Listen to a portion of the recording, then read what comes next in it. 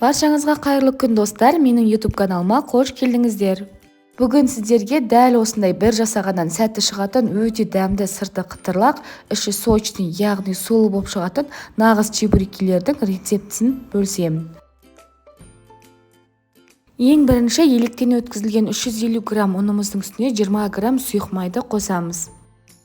175 грамм қайнап тұрған ыстық судың үстіне 1 шай қасық тұзымызды араластырып, оның үстінен құямыз. Қолымыз ыстық суға күйіп қалмау үшін ең бірінші шанышқының көмегімен ұнымызды араластырып аламыз. Сәл салқындағаннан кейін қолымызбен бір тегіс қамыр илейміз.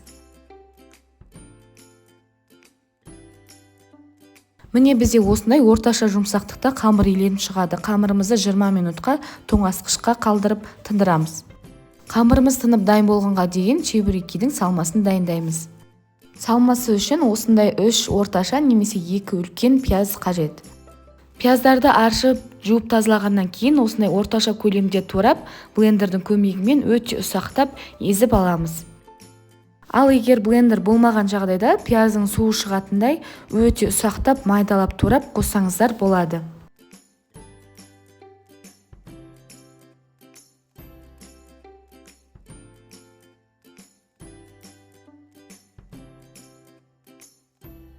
Блендермен ұсақталып, суы шығып дайын болған пиязды фарштың үстінен қосамыз. 200 грамм фарштың үстінен жарты шай қасық тұз себеміз. Чебурекиміз өте құрғақ емес, сочный, ортасынан сорпасы ағып тұру үшін осындай 25 мл су құйып, дәміне қарай бұрыштарын сеуіп, жақсылап араластырамыз. Өздеріңіз көріп тұрғандай, біздің салмамыз осындай сулы, каша секілді болып шығады. 20 минут бойы тынып дайын болған қамырымызды холодильниктен шығарып, қолымызбен 1-2 басып илейміз. Илеп болғаннан кейін кесуге ыңғайлы болу үшін сопақша формаға келтіреміз. Қамырды сопақша формаға келтіргеннен кейін өз қалауыңызбен әртүрлі бөліктерге бөлесіздер. Мен чебурекилер бір келкі формада шығу үшін осылай таразының көмегімен 50 граммнан 10 бөлікке бөліп алдым. Бөліктерге бөлінген қамырларымызды дәл осылай күлшелеп 10 минутқа бетін жауып, тағы да тындырып қоямыз.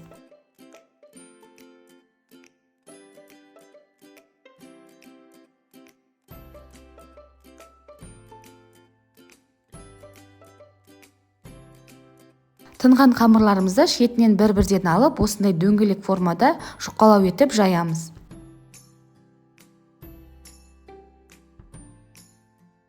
Қамырымызды жұқалап жайып болғаннан кейін осылай ортасына етті салмамызды салып, қуырған кезде бір келкі тегіс пісу үшін осылай қасықтың көмегімен жұқалап шығамыз.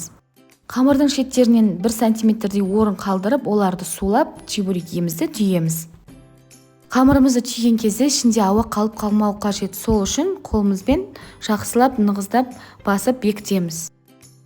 Түйіп болғаннан кейін жан-жағын кесу үшін дүкендерде сатылатын арнайы роллер пайдалансаңыздар болады, немесе шанышқыны қолданамыз. Осылай бөліктерге бөлінген барлық 10 қамырымыздың салмасын салып дайындап аламыз.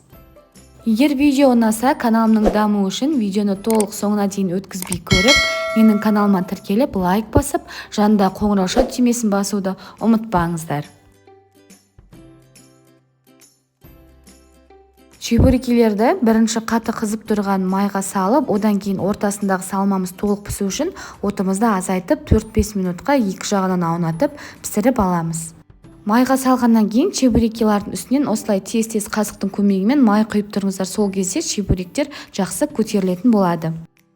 Міне біздің осымен өте дәмді, қытырлақ, сочный болып шығатын чебурекилеріміз дайын болды. Бірге жасап көріңіздер, баршаңызға ас болсын.